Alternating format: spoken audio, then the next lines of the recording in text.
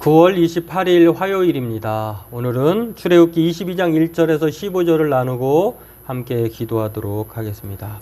먼저 찬송가 246장 함께 찬송 드리겠습니다.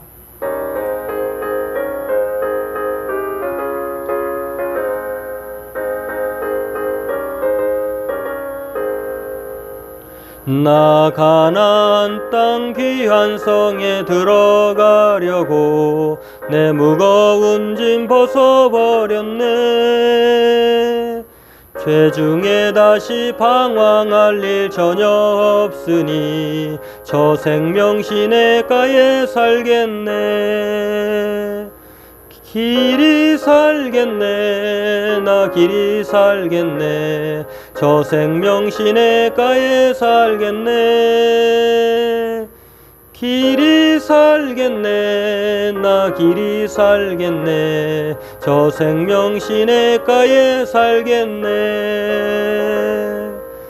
그 불과 구름 기둥으로 인도하시니 나 가는 길이 형통하겠네. 그 요단강을 내가 지금 건넌 후에는 저 생명 시냇가에 살겠네. 길이 살겠네. 나 길이 살겠네. 저 생명 시냇가에 살겠네.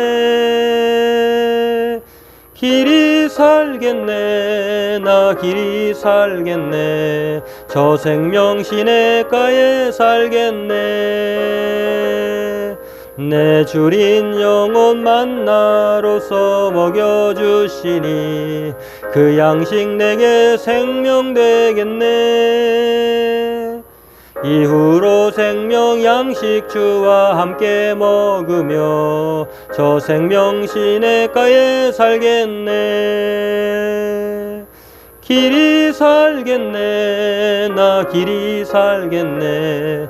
저 생명 시냇가에 살겠네. 길이 살겠네. 나 길이 살겠네. 저 생명 시냇가에 살겠네.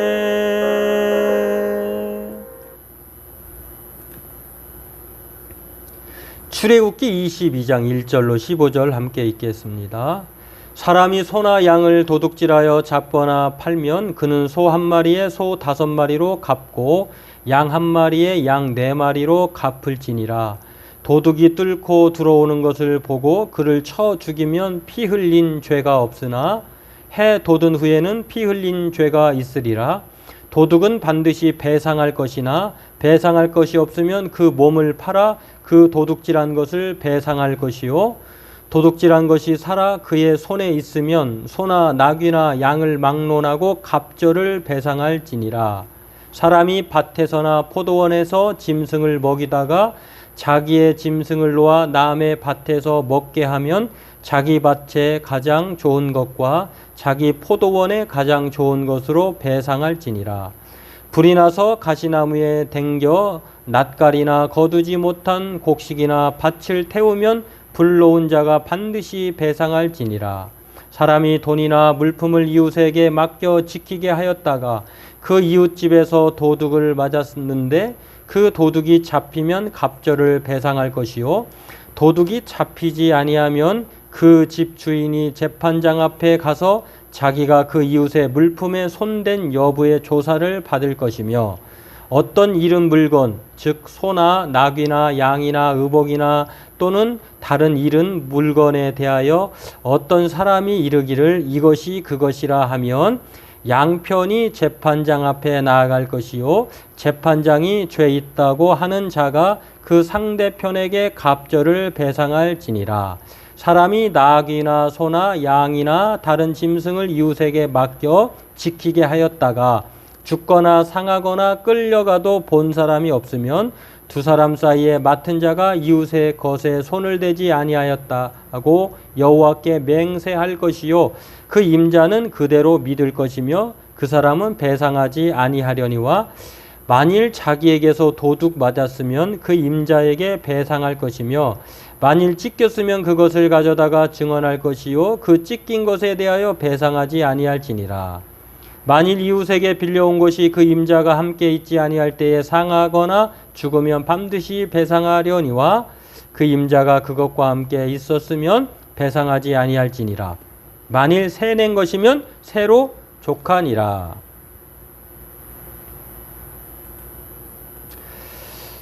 오늘 말씀도 어제 말씀에 이어서 배상에 관한 내용인데요. 계속되는 백성들이 지켜야 하는 일상생활에서의 그러한 법에 대한 내용들인데, 오늘 이것들을 여러 가지가 있는데 네 가지로 크게 볼 수가 있을 것 같습니다. 이 네 가지가 무엇인지 다시 한번 말씀을 나누고 기도하도록 하겠습니다. 먼저 절도에 관한, 도둑질에 관한 배상인데요.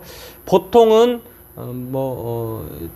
소나 양, 도둑질하다 걸렸을 때에는 5마리, 보통 5마리, 한 마리당 5마리, 5배 정도인데요. 양은 4마리, 도둑에게는 입힌 상에는, 그러니까 소와 양이 좀 달랐던 것 같아요. 소가 좀 비쌌던 것 같은데, 소는 5, 양은 4. 그리고 이제 밤에 도둑이 들어왔을 때에 어떻게 정당방위처럼 행하다가 그 도둑에게 상해를 입혔다고 하면은 밤에는 죄가 없지만 밝았을 때, 낮이었을 때는 이걸 참작을 하는 것 같아요. 그래서 피를 흘리게 했다고 하면은 그 도둑이 몸을 팔아서라도 그 훔쳤던 것을 갚아내야 한다고 하는 것입니다. 소나 나귀는 그의 손에 살아있다고 하면, 그러니까 도둑을 맞았는데 살아있어서 그걸 나중에 발견을 하면 어떻게 하느냐면은 2배, 한 마리 훔쳤으면은 2마리, 2마리는 4마리, 이런 식으로 훔친 것을 발견했을 때 그런 배상이 주어졌고요. 농작물에 대한 피해도 마찬가지입니다. 밭이나 포도원에서 자신의 짐승이 남의 밭에 포도원이나 밭에 곡물을 상해했다고 하면은 자기 밭에 가장 좋은 것으로 배상을 해야 됐고요. 또 불로 인해서 피해를 입혔다고 하면은요, 그것도 반드시 배상해야 한다고 하는 것입니다. 심지어는 이제 아랍권에서는 이 불로 인해서 남의 밭에 피해를 입혔다고 하면 이 죄가 무거웠다고 해요. 사형에 해당하기도 한다고 하는데, 아무튼 반드시 피해를 갚으라고 하는 것을 볼 수 있고요. 또 전당물이 있어요. 내가 뭘 전당을 하고 이제 다른 것으로 돈으로나 다른 것으로 받고 올 때에 이 전당물에 대한 손실에 대한 것인데요. 이웃에게 그걸 맡겼어요. 그런데 도둑을 맞았어. 그럼 어떻게 되느냐? 주인이 맡아준 사람이 갑절로 배상해야 한다고 하는 것. 그리고 도둑이 잡히지 않았으면 집주인이 자기도 모르는 사이에 도둑이 들은 거 어떻게 합니까? 그럼에도 불구하고 유죄로 판정되면 갑절로 배상해야 된다고 하는 것입니다. 그러니까 무턱대고 맡아주는 것이 아니어야 되고, 맡아준다고 하면 반드시 책임을 져야 한다고 하는 것입니다. 여기에 소, 나귀, 양, 의복, 다른 기타 물건은 마찬가지로 갑절로 잃어버렸을 때는 배상을 해야 된다고 하는 것. 물론 죄가 없으면 배상하지 않아야 된다고 하는 것이죠. 또 네 번째로는 빌린 짐승에 대한 보상입니다. 빌려온 것이 임자가 없을 때는 상하거나 죽었어요. 그러면 빌려온 것에 대해서는 반드시 배상을 해야 된다고 하는 것입니다. 임자가 함께 있을 때, 임자가 없었을 때에 이제 빌려온 것이 상하거나 죽으면은 반드시 배상해야 되지만, 임자가 함께 있을 때 이제 도둑을 맞았다. 그러면은 또 상하거나 도둑을 맞았다 하면은 배상하지 않고 그냥 빌려왔을 때는 그냥 빌려오지 않잖아요. 돈을 줬을 때는 그것으로 끝나는 것을 볼 수가 있는데, 참 이 법이 지금도 과거도 이 간단한 법이지만 참 이것이 사회가 발전되고 하면은 더 복잡해지겠죠. 또 손해배상률도 다를 것이고, 아무튼 성경에서 이렇게 구체적으로 이 배상법을 말하는 것은 공동체의 질서를 한마디로 파괴하지 말라는 것입니다.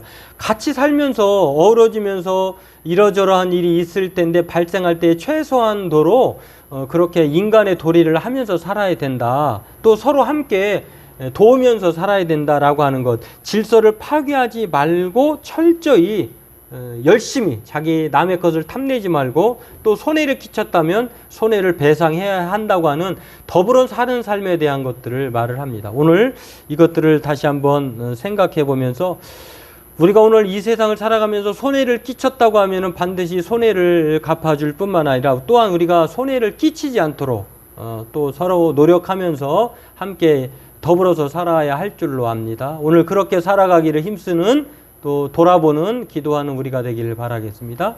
기도하겠습니다. 하나님, 오늘도 여러 가지 배상법에 대해서 공동체의 질서를 파괴하지 않도록 서로 도우면서 협력하면서 함께 더불어 살라고 말씀하십니다. 오늘 우리가 힘써 뿐만 아니라 노력해서 소유물을 얻게 도와주시고 남에게 손해를 끼치면서까지 자신의 이익을 발생하려고 하는 이기적인 사람 되지 않도록 우리가 힘써 노력하는 믿음의 사람들 다 되게 도와주옵소서. 감사하며 예수님의 이름으로 기도하옵나이다. 아멘. 오늘 우리가 하나님의 사람으로서 주변으로부터 철저히 후한 평가의 사람, 그리고 넉넉한 사람으로 또 우리가 노력해서 손이 수고한 대로 그 수고물을 거두는 그러한 정당한 사람으로 살아가기를 힘쓰는 우리가 되기를 바라겠습니다.